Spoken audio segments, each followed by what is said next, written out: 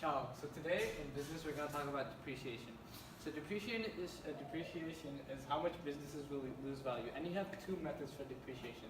You have the straight line method and the reducing declining method.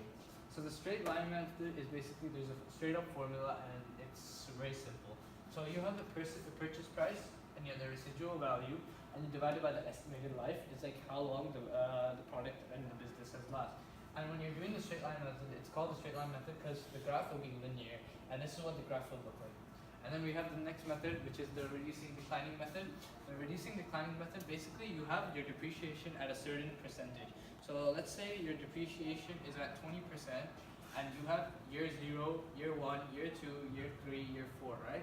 And your depreciation, first of all, you get your annual value, whatever the value is, and you times it by 20%.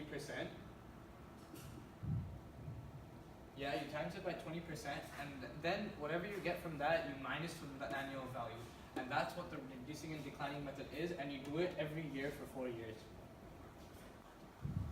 And I'll talk about the advantages and this and that. So the advantages of the straight line method are that it's easy to calculate and apply, and then also many other markets use the straight line method. So through the stock market, you can make comparisons to other companies with the straight line method. And the third advantage is you can calculate depreciation to the scrap of a product. Since the scrap of the product could mean like till it's like done for, like, so for example a Nokia. So when depreciation to a scrap of a product is calculated, at the end you find the value, and that can help what the firm has assumed it for.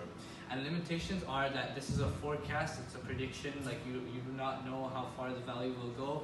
And then the other one is that some assets you cannot calculate and predict the useful life, so you basically cannot just use the straight line method for these assets, and you will have to use the reducing and declining method.